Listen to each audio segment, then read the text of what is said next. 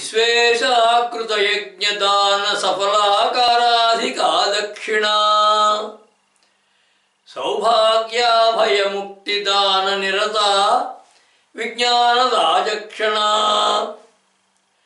విశ్వవ్యాపక సర్వభూతహిత మహితత్ప్రాసాదతారక్షణా అశ్వారూఢ సురారి సంఘదమనా శ్రీలాలితాం భావయే. సంపత్ప్రదాయిని, భావ విలోకిని, జ్ఞానప్రసాదిని, యోగ ప్రబోధిని, తత్వప్రకాశిని అయినటువంటి ఆ సర్వ ప్రజ్ఞానిధికి శతసహస్ర వందనాలు. ఈ లలితార్థ సుధాధారి పరంపరలో శరీరాల్లో ఉన్నటువంటి షట్చక్రాల వద్ద ఉన్నటువంటి వివిధ శక్తి స్వరూపాలుగా దేవిని అభివర్ణించడం ప్రారంభమైంది కిందటి నామాల నుంచి. అక్కడి నుంచి దాదాపుగా 62 నామాలు శ్రీ విద్యోపాసనలో ఉన్నటువంటి న్యాసక్రమాన్ని, ధ్యాన విధానాన్ని చెబుతాయి. శ్రీ విద్యోపాసనలో ఉన్నటువంటి 6 న్యాసాలలో యోగిని న్యాస విధానం చెప్పబడుతుంది నామాలలో. ఈ యోగిని న్యాసంలో బీజాక్షరాలని దేహంలో ఉన్నటువంటి షట్చక్రాలలో న్యాసం చేసి అంటే ఉంచడం జరుగుతుంది. ఇంతకు ముందు చెప్పినట్లుగా ఈ చక్రాల క్రమం విశుద్ధి చక్రం నుంచి మొదలై మూలాధారం వరకు వెళ్ళి తర్వాత ఆజ్ఞా శాస్త్రాలను చెప్పడం జరుగుతుంది. దానికి కారణాలు ఆ నామాల వివరణ ప్రారంభంలో చెప్పడం జరిగింది. ఈ న్యాస విధానంలో మొదటగా శబ్ద ప్రధానమై ఆకాశతత్వమైనటువంటి విశుద్ధి చక్రం వద్ద ఉండే శక్తిగా ఎరుపు పాటల వర్ణాలతో ప్రకాశిస్తూ మహేశ్వరునితో అభేదంగా ఉన్నట్లు 3 కన్నులు కలిగి సృష్టి అంతటినీ పరిశీలించి దర్శించి అవగాహన చేసుకొని నడిపించేదిగా దుష్టరాక్షస సంహారం కోసం తగిన ఆయుధాలను ధరించి ఏకముఖంగా విరాజిల్లేది వదనైక సమన్విత అన్నట్లుగా దేవిని అభివర్ణించాయి కిందటి నామాలు. ఆ విశుద్ధి చక్రాధిదేవత అయినటువంటి వజ్రేశ్వరి దేవి అంశారూపాలైనటువంటి పరోక్షభావం కలిగినటువంటి నామాలవి. జీవుల దేహాన్ని దేవి ఎలా నియంత్రించి రక్షించి పాలిస్తోందో చెబుతున్నాయి వచ్చేటువంటి 5 నామాలు. వాటిలో మొదటిది పాయసాన్న ప్రియ అనే నామం.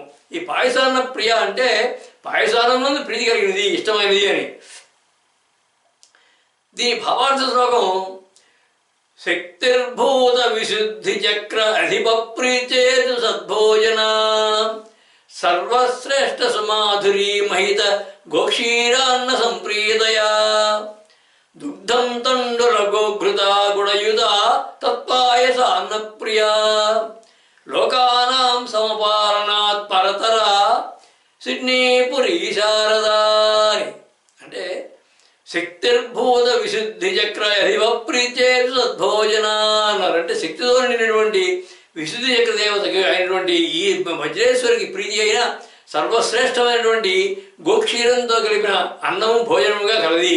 సర్వశ్రేష్ఠ సుమాధురి మహిత గోక్షీర అన్న సంప్రీతయా అన్నారు. అంటే గోక్షీరంతో కలిపినటువంటి అన్నం ప్రీతిగా కలిగినది. పాలు, బియ్యం, ఆవు నెయ్యి, బెల్లము కలిపి తయారు చేసినటువంటి పాయసం అంటే దుగ్ధం తండుల గోఘృత గుణయుత తత్పాయస అన్నప్రియ. అటువంటి పాయసాన్ని పాయసం మందు ప్రీతి కలిగినది. జీవుల్ని లోకాలని సమదృష్టితో పాలించేటువంటి దృష్టి కలిగినటువంటి ఈశ్వరి. లోకానాం సమపాలనాత్ పరతరా అన్నారు. అంటే లోకాలు లోకం అంటే జీవులు అని కూడా అర్థం ఉంది. అంటే జీవుల్ని లోకాలని కూడా సమదృష్టితో పరిపాలించేటటువంటి దృష్టి గల ఈశ్వరి అని. మధురమైనటువంటి ఆవు పాలు, బెల్లము, ఆవు నెయ్యి కలిపి దానికి బియ్యాన్ని చేర్చి వండిన పాయసం అనే మధురమైన అన్నంపై ప్రీతి కలిగిన దేవి అని మామూలుగా భాయమైన అర్థమైంది. ఈ పాయసాన్ని తయారు చేసే విధానాన్ని శాస్త్రం ఇలా చెబుతోంది. తండులేషు క్షిపేక్షీరం ద్విగుణం వా తదర్థకం అలాభే విన్యసేత్తోయం తస్యార్థం గోహృతం పరం తండులార్థాన్ చిన్నముద్గాన్ గుణం విన్యస్య పాజయేత్ నివేదయేత్ తతో మంత్రి పాయసాన్నం శివాయ చ అన్నారు. అంటే బియ్యం 1 కొలత, పాలు 2 కొలతలు, ఆవు నెయ్యి, బెల్లం, పెసరపప్పులు ఒక్కొక్కటి అర్ధ కొలతలుగా కలిపి వండిన దాన్ని పాయసం అంటారు. అటువంటి పాయసాన్ని దేవికి శివునికి నివేదన చేయమని అర్థం. ఆ పాయసం అంటే ప్రీతి కలిగిన దేవి అని దీని యొక్క భావం. ఇక జీవుల పరంగా చూస్తే గర్భంలో జీవి పిండంగా ఉన్నప్పుడు మధుర పదార్థాలపైన ఇష్టం ఉంటుందని వైద్య విజ్ఞానం తెలుపుతోంది. ఆ విశుద్ధి చక్రానికి దేవత అధిదేవత అయినటువంటి వజ్రేశ్వరి గర్భంలో ఉన్నటువంటి పిండాకారమైన జీవుని రక్షిస్తూ వారికి ప్రీతి అయినవే తాను కూడా ఇష్టపడుతూ ఉంటుంది అని భావం. అందుకే పుట్టిన తర్వాత జీవికి ఆహారాన్ని మొదటిసారి తినిపించేటప్పుడు పాయసాన్నాన్ని మొదటగా ఎంచుకోవడంలో ఉన్నటువంటి సాంప్రదాయంలో ఉన్నటువంటి అంతరార్థం అదే. పాయసాన్నం ప్రేమగా కలిగిన దేవి అని ఈ నామం యొక్క భావం. మధుర పదార్థాల మిశ్రమం ఇష్టపడేది అనడంతో దేవి యొక్క సంకల్ప క్రియాభావాలు మధురమైనవని, అవే భక్తులకి ఉపాసకులకు కూడా ప్రసాదిస్తుందని భావన. ఆ స్వాదు భావప్రియ, మధుర భాషాలయ, సత్వతత్వాలయ, తత్వభావాన్మయ ఆ పరమేశ్వరే. మధుర పదార్థాలైనటువంటి గోక్షీరము, బియ్యము, బెల్లంతో తయారు చేసినటువంటి పాయసాన్నంపై ప్రీతి కలిగిన దేవి అనేటువంటి కింద నామం అంతకు మించి గర్భంలో పిండ రూపంలో ఉండే జీవికి పోషకములైనటువంటి మూల పదార్థాలని ప్రీతికరమైనవిగా చెప్పడం. అంటే పిండాండంలోని అన్ని జీవుల నుంచి బ్రహ్మాండంలోని గ్రహ నక్షత్రాది లోకాల వరకు కూడా అందరినీ సమదృష్టితో సంరక్షించేది, వారి వారి అవసరాలకు అనుగుణమైనటువంటి పదార్థాలను తాను ప్రీతితో స్వీకరించి వాటి ఫలాలను ఆ జీవులకు అందిస్తుంది అనేటువంటి ధ్వనిభావం గోచరిస్తోంది ఆ నామంలో. సర్వరక్షకురాలైనటువంటి దేవి అంశ శరీరాల్లో ఎలా ఎక్కడ ఉంటుందో చెబుతోంది తర్వాత నామం త్వక్స్థ అనే నామం. ఈ త్వక్స్థ అనే నామానికి అర్థం చర్మాన్ని ఆశ్రయించి ఉండేది, అంటే చర్మం నివాసంగా కలిగింది అని అర్థం. దీని భావార్థ శ్లోకం సృగ్మాంసాదిక ధాతు నిర్మిత శరీరాకార ప్రాకార తశ్చర్మాధిష్ఠిత శక్తి సంయుత సదా జీవాని సంరక్షయ స్పర్శజ్ఞాన ప్రదాతృ సిద్ధి వరద సర్వజ్ఞ శక్త్యాత్మక త్వక్స్థ విశ్వసురక్ష దీక్ష మహిత సిడ్నీపురీ శారదా. సృగ్మాంసాదిక ధాతు నిర్మిత శరీరాకార ప్రాకారదశ్చర్మాధిష్ఠిత శక్తి సంయుత సదా జీవాని సంరక్షయానరు. అంటే రక్తము, మాంసము వంటి ధాతువులతో నిర్మించబడినటువంటి శరీరానికి ఒక ఆకారం కల్పించే విధంగా ఉన్నటువంటి చర్మంలో శక్తి రూపంలో అధిష్ఠించి ఎల్లప్పుడూ జీవుల్ని సంరక్షించేది. స్పర్శజ్ఞాన ప్రదాతృ సిద్ధి వరద సర్వజ్ఞ శక్త్యాత్మక అన్నారు. అంటే స్పర్శ అనేటువంటి జ్ఞానాన్ని కలిగించేది. జీవుల యొక్క దేహాల్లో చర్మాన్ని ఆశ్రయించి ఉండేది. విశ్వాన్ని పరిరక్షించేటువంటి దీక్ష, పట్టుదల కలిగినటువంటి ఈశ్వరి అని అర్థం. విశ్వసురక్ష దీక్ష మహిత అన్నారు. ఈ పాంచభౌతికమైనటువంటి జీవుల యొక్క శరీరాలు 9 ధాతువులతో నిర్మించబడతాయి అంటుంది శాస్త్రం. ఈ 9 ఏమిటంటే త్వక్ సృగ్ మాంస మేధోస్తి ధాతవ శక్తిమూలకా మధ్య శుక్ల ప్రాణజీవ ధాతవ శివమూలకా నవధాతురయం దేహో నవయోని సముద్భవ అంటుంది.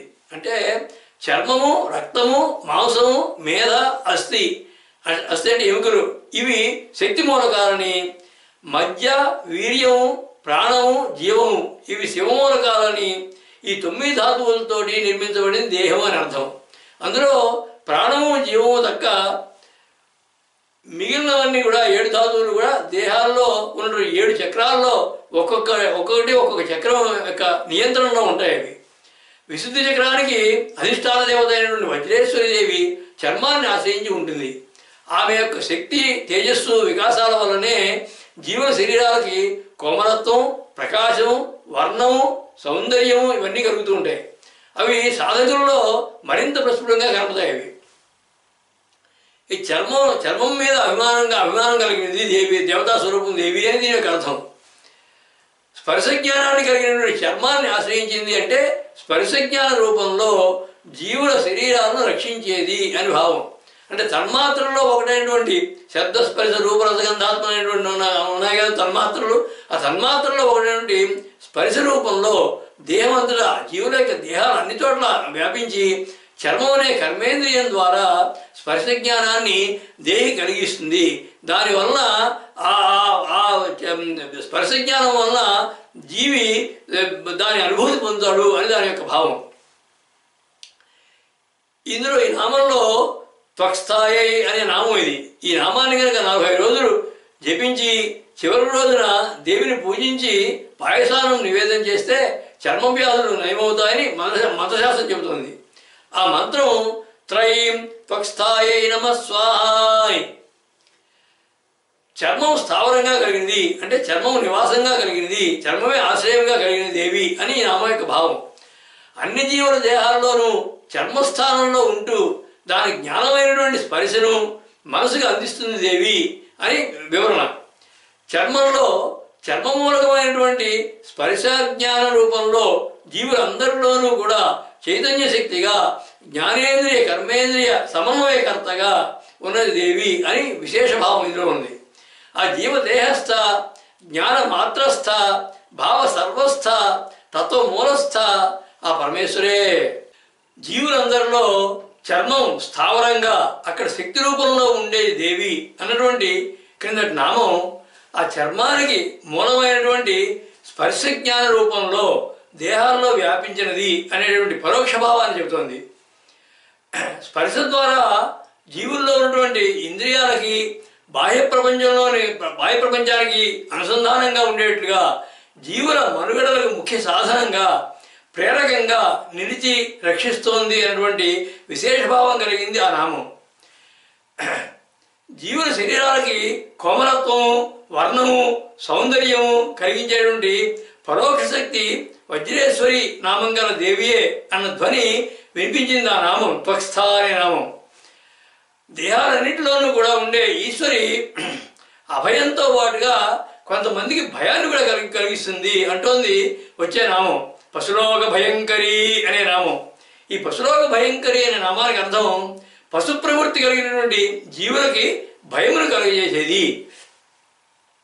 దీని భావార్థ శ్లోకం అజ్ఞానాంధ పశు ప్రవృత్తి చరిత జీవాని శిక్షాకరీ రక్తాక్షాన్ మహిషాసురాది గణదైత్య శక్తి నాశంకరీ ద్వైతీభావ భావజాత పశులోకానీక భీతింకరీ అద్వైతామృతపూర్ణ ప్రజ్ఞలహరి సిడ్నీపురీ శారదా. అంటే అజ్ఞానాంధ పశు ప్రవృత్తి చరిత జీవాని శిక్షాకరి అన్నారంటే అజ్ఞానం అనే చీకటిలో ఉండి పశు ప్రవృత్తితో సంచరిస్తున్నటువంటి జీవులకి భయాన్ని కలిగించేది. అలాగే రక్తాక్షాన్ మహిషాసురాది ఘనదైత్య శక్తి నాశంకరి అన్నారు. రక్తాక్షుడు, మహిషాసురుడు ఇటువంటి ఘోర రాక్షసుల శక్తిని నాశనం చేసింది. ద్వైతీభావ ప్రభావజాత పశులోకానేక భీతింకరి అన్నారంటే రెండు అన్నటువంటి ద్వైత ప్రకృతి భావంతో ప్రవర్తించే పశుతుల్యులకి భయం కలిగించేది. అద్వైత అమృత పూర్ణ ప్రజ్ఞ లహరి అన్నారు. అంటే అద్వైతమైనటువంటి అమృత భావం నిండినటువంటి ప్రజ్ఞతో కూడినటువంటి ఈశ్వరి అని. పశువు అంటే పాశంతో బంధించబడేది పశువు అని అర్థం. అంటే సంసార పాశం, కర్మపాశం, వర్గపాశం ఇలా అన్ని పాశాలు కూడా అజ్ఞాన మూలకాలు. అవే జీవిని బంధించి లోపరుచుకుంటాయి. ఆ పాశాల చేత కట్టుబడినటువంటి జీవులు తమోగుణంతో అరిషడ్ వర్గాల ప్రభావంతో పశువులుగా ప్రవర్తిస్తారు. అటువంటి వారికి భయం కలిగించే దేవి అని దీని యొక్క అర్థం.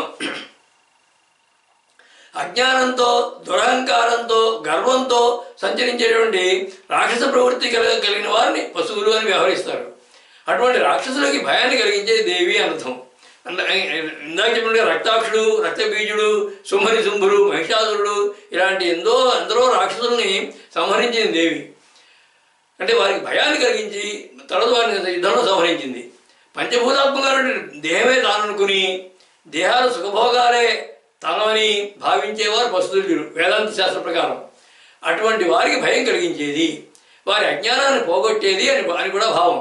అంటే యోగ సాధనలో ఆకాశతత్వం అనేటువంటి విశుద్ధి చక్రం మీద దృష్టిని కేంద్రీకరించగలిగే వారికి మిగిలిన 4 భూతాలు కూడా అవి కలిగించే సుఖభోగ వాంఛనమైన వ్యామోహం నశించిపోయి ఒక విధమైనటువంటి శూన్యం గోచరిస్తుంది అక్కడ విశుద్ధి చక్రం దగ్గర.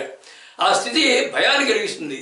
ఆ సాధనయే క్రమంగా ఉపాసకులకి ఆ శూన్యాన్ని దాటించి భయాన్ని నివారిస్తుంది.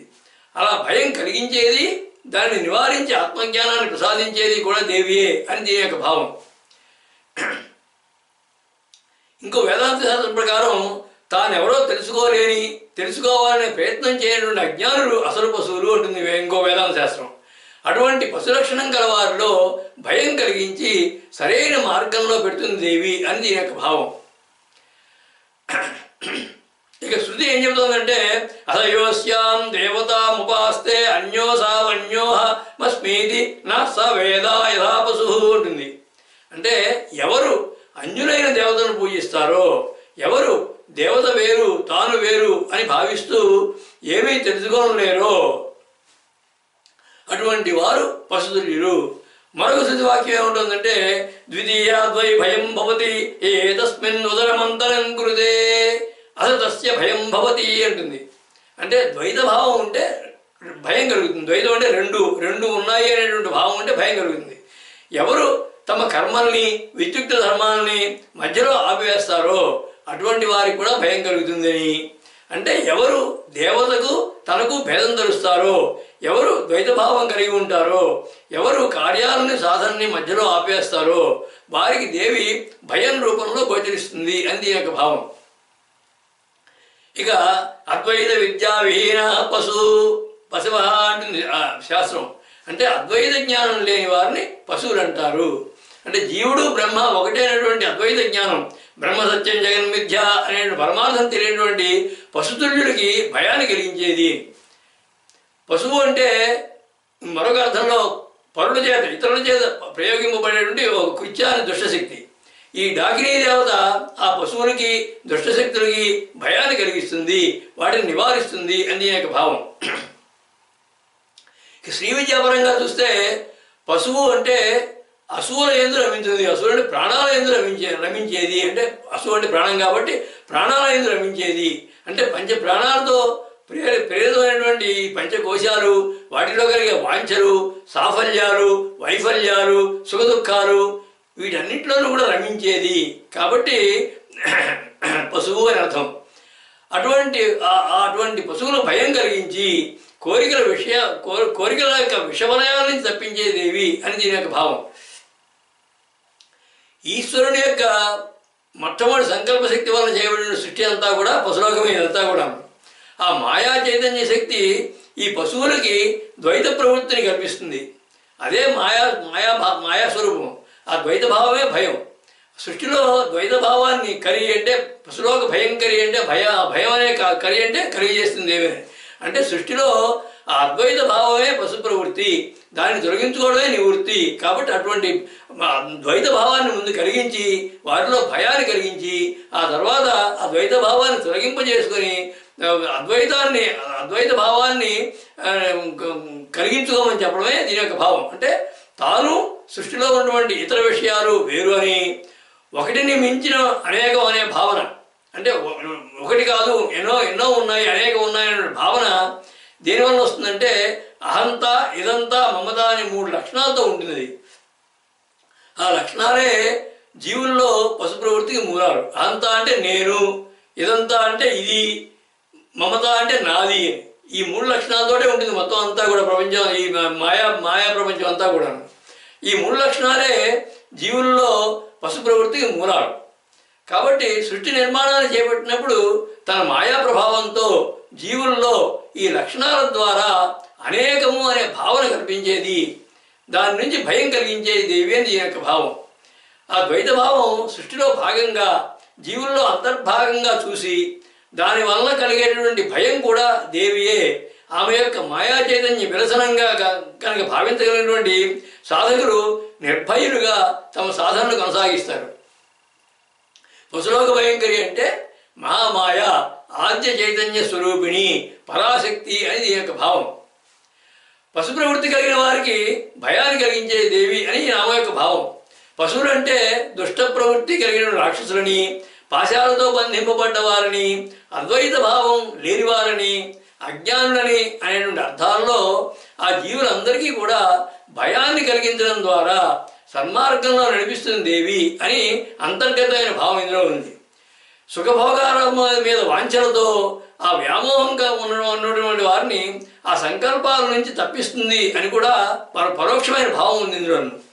ఆ మోహనాశంకరి, పాశ ముక్తింకరి, జ్ఞాన దీప్తింకరి, ముక్తి సాధ్యంకరి ఆ పరమేశ్వరే. వసుతుల్యులైన వారికి భయంకరమైన దేవి అన్నటువంటి కింద నామం సంకల్పమూలమైనటువంటి పశుభావాలు కలవారందరినీ గురించి చెప్పింది. ద్వైతభావం భయకారణం అన్నటువంటి వేదాంత వాక్యాలు, ఏకమేవాద్వితీయం బ్రహ్మ అన్నటువంటి శృతులు, అద్వైతాన్ని అలవర్చుకోమన్నటువంటి ఉపనిషత్తులు, భగవద్గీత చెప్పినటువంటి మూలభావాన్ని ఆచరించకపోతే దేవి యొక్క కార్యాచరణ ఎలా ఉంటుందో, ఎలా భయపడుతుందో చెప్పింది ఆ నామం. భయం కలిగిస్తుంది అనడంలోనే సరైన మార్గంలో పడితే భయాన్ని తొలగిస్తుంది అనేటువంటి అంతర్గత ధ్వని కూడా ఉంది. ఆ భావం కూడా ఉంది అందులో. ఆ భయకారిణి, భయవారిణి, అభయధారిణి అయినటువంటి దేవి, ఆ దేవి యొక్క పరివారాన్ని గురించి వివరిస్తోంది వచ్చే నామం. అమృతాది మహాశక్తి సమృత అనే నామం. ఈ అమృతాది మహాశక్తి సమృత అనే నామానికి అర్థం అమృత మొదలైనటువంటి మహాశక్తుల చేత పరివేష్టింపబడి ఉన్నది, చుట్టుకొని ఉన్నది. దీనికి భావార్థ శ్లోకం ఆకారాదిక ప్రాణ శబ్దయుత నామాధీత శక్త్యాన్విత శోభాపూరిత షోడశద్దళ సరోజాధిష్ఠితాధీయుత దేహాంతర్య విశుద్ధి చక్ర అమృతాశక్త్యే పరాసంవృత ఐశ్వర్యాది సమస్త భోగ వరద సిడ్నీపురీ శారద. అంటే ఆకారాదిక ప్రాణశక్తి శబ్దయుత నామాధీత శక్త్యాన్విత అన్నారంటే ఆకారం నుండి మొదలై ప్రాణాలు అనబడేటువంటి వర్ణాలతో కూడినటువంటి నామం గల మహాశక్తులతో కూడి ఉన్నది. దేహాల్లో విశుద్ధి చక్రం దగ్గర ప్రకాశిస్తున్నటువంటి 16 దళాల పద్మం మీద అధివసించి శోభాపూరిత షోడశద్దళ సరోజాధిష్ఠితాధీయుత అన్నారు. అంటే విశుద్ధి చక్రం దగ్గర ఉన్నటువంటి 16 దళాల గల పద్మం మీద అధిష్ఠించి అమృత మొదలైనటువంటి మహాశక్తుల చేత సేవింపబడుతూ ఐశ్వర్యం వంటి సమస్త భోగాలను ప్రసాదించేది. ఐశ్వర్యాది సమస్త భోగ వరద అన్నారు. అంటే ఐశ్వర్యం వంటి సమస్త భోగాలని కూడా ప్రసాదించే ఈశ్వరి అని. ఇదివరకు చెప్పుకున్నట్లుగా విశుద్ధి చక్రం దగ్గర 16 దళాల పద్మం ఉంటుంది. ఆ చక్రానికి అధిదేవత వజ్రేశ్వరి. ఆ పద్మం యొక్క కర్ణిక అంటే మధ్య భాగం ఆ వజ్రేశ్వరి దేవి యొక్క స్థానం. ఆ పద్మం యొక్క దళాలలో ఆమె పరివార దేవతలైనటువంటి అమృత మొదలైనటువంటి అక్షరాంత షోడశ యోగినులు ఉంటారు. వారు కూడా తూర్పు దిక్కు నుండి ప్రదక్షిణంగా ఉంటారు. దాంట్లో వారి పేర్లు ఇదివరకు చెప్పుకున్నాం. మరొకసారి అమృత, ఆకర్షిణి, ఇంద్రాణి, ఈశాని, ఉషకేశి, ఊర్ధ్వ, వృద్ధిద, రూకార, లూక, లూష, ఏకపద, ఐశ్వర్య, ఓంకారి, ఔషధి, అంబిక, అక్షర. వీరందరూ కూడా స్వరదేవతలు. వీరు అకారం నుంచి ఆ వరకు ఉన్నటువంటి అక్షరాలతో మొదలైన వారు కాబట్టి వీరు స్వరదేవతలు. వారి చేత పరివేష్టింపబడినది, వారి చేత వారి చుట్టూ ఉండగా కూర్చుని ఉన్నది అని దీని యొక్క అర్థం. మన అక్షరాలన్నీ కూడా 2 భాగాలుగా చేయబడ్డాయి. ఒకటి ప్రాణాలు, వ్యంజనాలు అని 2 భాగాలు. అచ్చులన్నీ కూడా ప్రాణాలు, అవి అమృతమయ్యారు, స్వరశక్తులు ఇవన్నీ కూడాను. ఆ నుంచి ఆహా వరకు. ఇక హల్లులు కా నుంచి క్షా వరకు కూడా హా వరకు కూడా ఈ ప్రాణాక్షరాలు ఇవన్నీ వ్యంజనాలు అంటారు వాటిని. ఈ ప్రాణాక్షరాలు శక్తి స్వరూపాలు, వ్యంజనాలు శివస్వరూపాలు. అమృతమైనటువంటి ప్రాణాక్షరాలతో పరివేషించబడిన దేవి అని దీని యొక్క భావం. ఈ ప్రాణాక్షరాలు 16ని కూడా 16 చంద్రకళలుగా పేర్కొంటుంది తంత్రశాస్త్రం. ఇక ఆ నుండి అహా వరకు ఉన్నటువంటి ప్రాణాక్షరాలలో మొదటిది ఆ. ఇది పరబ్రహ్మ సంకేతం. అది అందుకే భగవానుడు గీతలో అక్షరాణం అకారోస్మి అంటాడు. అంటే అక్షరాలన్నింటిలో కూడా అకారాన్ని నేను అని, అంటే పరబ్రహ్మ స్వరూపం. అది ప్రాణాక్షరాలతో చుట్టి ఉన్నది అని కదా ఈ నామా. దీని యొక్క అర్థం అంటే సంకల్పం పరానాదంగా బయలుదేరి పశ్చంతిగా మారి మధ్యమ స్థాయిలో హల్లులైనటువంటి అక్షరాలను కూర్చుకొని విశుద్ధి చక్రం దగ్గరికి వచ్చినప్పుడు ప్రాణాక్షరాలైనటువంటి అచ్చులతో చుట్టబడి వైఖరి వాక్గా బయటకు వస్తుంది. ఆ అమృతాలైనటువంటి ప్రాణాక్షర శక్తుల చేత చుట్టబడినటువంటి పరానాదం చెప్పబడింది ఇక్కడ. ఇందులో ఉద్దేశం అది. నాదం వాక్కుగా మారినప్పుడు శబ్దార్థాలను ఏర్పరచుకుంటుంది. అది ఆ వాక్కు బహిర్గతమైనప్పుడు బయటికి వచ్చినప్పుడు అలా బయటికి వచ్చిన శబ్దాల నుంచి అర్థాన్ని గ్రహించడం సహజం అందరూ కూడాను. ఆ శబ్దం నుంచి అర్థాన్ని కాకుండా నాదానికి కనుక ప్రయాణం చేయగలిగితే, నాదాన్ని కనుక వినగలిగితే ఆ శబ్దార్థాల్లో ఉండేటువంటి సత్యాసత్యాలు సులభంగా గ్రహించబడతాయి. నాదం అంటే అమృతం కనుక ఆ నాదాల్లో ఉన్నటువంటి మహాశక్తులతో కూడి ఉన్నది అంటే నాదరూపిణి దేవి అని చెప్పడమే. అమృతాది మహాశక్తి అంటే అమృతం అంటే నాదం కనుక ఆ నాదాల్లో ఉండే మహాశక్తులతో కూడి ఉన్నది అని అర్థం. నాదరూపిణి, నాదస్వరూపిణి, నాదరూప అని చెప్పడమే. ఈ నామంలో ఈ భావార్థ శ్లోకంలోనూ కొన్ని రహస్యనామాలు ఉన్నాయి. మొట్టమొదటి అమృత అనేది. అమృత అంటే నాశనం లేనిది. సృష్టిలో అయిపోయినా సరే ఆ లయాన్ని కూడా సాక్షిభూతంగా దర్శించగలిగేది దేవి ఒక్కరే కనుక ఆమె ఎల్లప్పుడూ అమృత. ఇక మహాశక్తి అనే ఒక నామం ఉంది. ఈ మహాశక్తి అంటే మహామాయాశక్తిగా, చైతన్య శక్తిగా సృష్టి కారణమై పోషణ కార్యాన్ని నిర్వహించేది దేవి కాబట్టి మహాశక్తి ఆవిడ. మహాశక్తి అనే ఒక నామం కూడా ఉంది. అలాగే మహాశక్తి సమృద్ధ అని మరొక నామం. అంటే మహాశక్తి సమృద్ధ అంటే సృష్టిలో ఉన్నటువంటి అన్ని మహాశక్తుల చేత పరివేష్టించబడినటువంటి ఆదిశక్తి దేవి. సృష్టిలో ఏ విధమైన శక్తులు ఉన్నా సరే, వాటిలో మహాశక్తులు ఏమున్నా సరే వాటి అన్నిటితో కూడా ఇంకా పరివేష్టించబడి ఉన్నది దేవి. అమృత మొదలైనటువంటి మహాశక్తులతో కూడి ఉన్న దేవి అని నామం యొక్క బాహ్యమైన భావం. ఈ శక్తులు ప్రాణాక్షరాలుగా నామం వాక్కుగా మారడానికి దోహదం చేసేటువంటి శక్తులని, అవి దేవికి చుట్టూ ఉండి ఆమెను సేవిస్తూ ఉంటాయనేటువంటి పరోక్ష విశేష భావం గోచరిస్తుంది ఇందులో. దేవి నాదస్వరూపిణి, వాక్స్వరూపిణి అనే భావం కూడా ఇందులో గమనించదగ్గ విశేషం. ఆ వాగామృత, నాదాకృత, భావాన్విత, జ్ఞానాధృత, ప్రజ్ఞాద్భుత, తత్వామృత ఆ పరమేశ్వరే. విశుద్ధి చక్ర స్థానంలో అమృత మొదలైనటువంటి 16 మహాశక్తులతో ప్రవేశించి ఉన్న దేవి అన్నటువంటి కింద నామం. ఆ శక్తులు అక్షరశక్తులైనటువంటి ప్రాణాక్షరాలని, వాటి వల్లనే శబ్దం వాక్కుగా బయటికి వస్తోందని, ఆ వచ్చినటువంటి నాదం జీవుని నుంచి వచ్చేటువంటి అన్ని శబ్దాలకి, నాదాలకి, వాక్కులకి మూలమైనటువంటి ప్రాణాక్షర శక్తుల్ని తన వశంలో ఉంచుకున్నది దేవి అని అన్నటువంటి భావాన్ని చెబుతోంది ఆ నామం. సర్వనాదాలకి, సర్వ శబ్దాలకి, సర్వ భాషా సాహిత్యాలకి, సర్వ మంత్రాలకి మూలంగా నిలిచేటువంటి ప్రాణాక్షరాలను నియంత్రించే పరాశక్తి దేవి అని ధ్వనిగా చెప్పబడింది ఆ నామంలో. ఆకాశతత్వజన్యమైనటువంటి విశుద్ధి చక్రానికి శక్తి స్వరూపిణిగా దేవి అంశను దాచినటువంటి అధిదేవతను గురించి చెప్తోంది రానున్న నామం డాకినీశ్వరి అనే నామం. ఈ డాకినీశ్వరి అనే నామానికి అర్థం డాకిని అనే పేరు గల విశుద్ధ చక్రానికి అధిష్టాన దేవత రూపమైనది దేవి అని అర్థం. దీని యొక్క భావార్థ శ్లోకం కంఠస్థాన విశుద్ధి చక్ర నిలయ ఖట్వాంగ ఖడ్గంధర వక్త్రేణైక త్రినేత్ర సంయుత వర చర్మాంబర ఆధారిణి డాకారాన్విత బీజ మంత్ర వినుత వీరాది సంసేవిత జీవద్రక్షక డాకినీశ్వరి వర సిడ్నీపురి శారదా.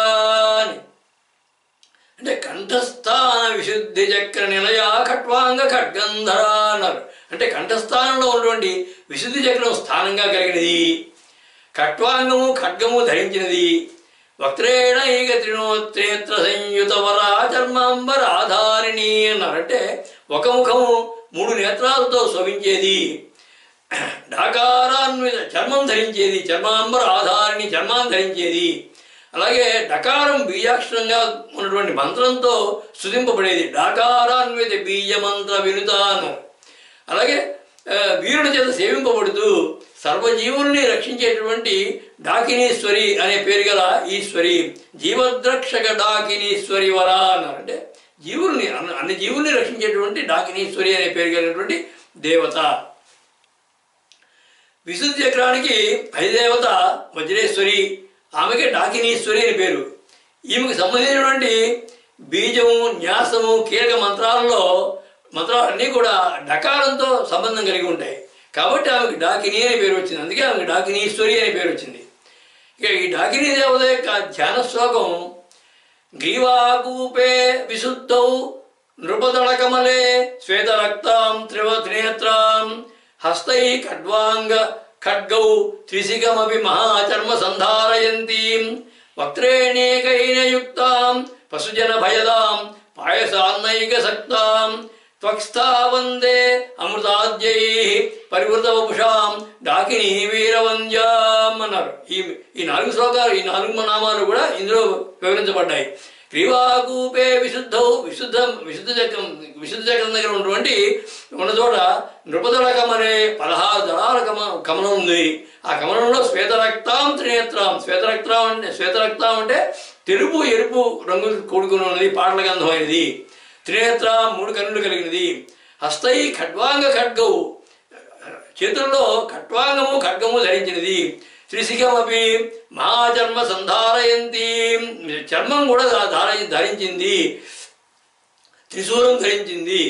వక్త్రేణేకైన యుక్తాం, ఒక ముఖము కలిగినది. పశుజన భయదాం, పశులోక భయంకరి అని. పాయసాన్నైక సక్తాం, పాయసాన్న ప్రియాని.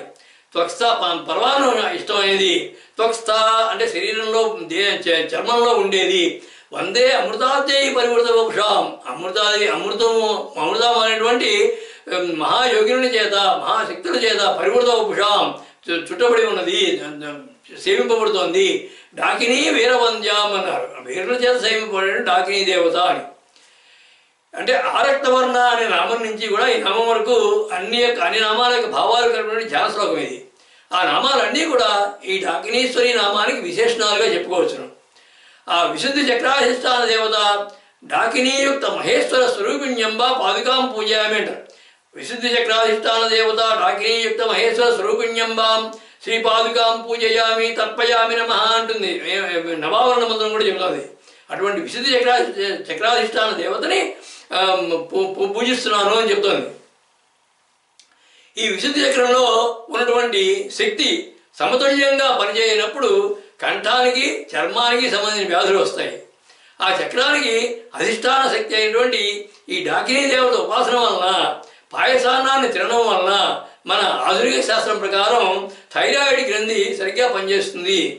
డాకినీ దేవతకు పాయసాన్న ప్రియ, పాయసాన్నైక సక్తాం, త్వక్స్థ అనే మాటలన్నీ కూడా పాయసం అంటే ఇష్టము అంటే ఇదే అసలు అర్థం. విశుద్ధి చక్రాది దేవతని ఈ సహస్రనామాల్లో డాకినీ శక్తిగా అభివర్ణిస్తే ఒక తంత్రశాస్త్రంలో సాకినీదేవిగా కూడా చెప్పబడింది. ఈ భేదం ఉపాసకులకి వారి సాధనలో మాత్రమే వివరంగా తెలుసుకోవాల్సి వస్తుంది. డాకినీ అనే పేరు కలిగినటువంటి దేవతా స్వరూపం దేవి అని ఈ నామం యొక్క భావం. విశుద్ధి చక్రాది దేవతగా, వాక్ స్వరూపిణిగా, మూలనాద స్వరూపిణిగా, సృష్టిలో ఉన్నటువంటి సర్వనాద శబ్దాలకి అధిపతి దేవి అని దీని యొక్క భావం. ఈ దేవతను స్తుతించే మంత్రాలు, కీలకాలు ఇవన్నీ కూడా డా అనే అక్షరంతో ప్రారంభమవడం చేత ఈమెకు డాకిని అనే పేరు ప్రసిద్ధమైంది. క్రింద 9 నామాలు కూడా ఈ దేవత యొక్క రూపము, ధారణ, స్థావరము, ఇష్టానిష్టాలు, పరివారాలు వీటన్నిటి గురించి చెప్తున్నాయి. ఆ పరానాద స్వరూపుడైనటువంటి దేవిని షట్చక్రాలలో ముందుగా ఆకాశతత్వమైనటువంటి విశుద్ధి చక్రం శక్తిగా వర్ణించడం విశేషం. ఆ జీవ భావేశ్వరి, భావనాదేశ్వరి, నాద జ్ఞానేశ్వరి, జ్ఞానతత్వేశ్వరి ఆ పరమేశ్వరే. సర్వం శ్రీ లలితాదేవి అర్పణమస్తు.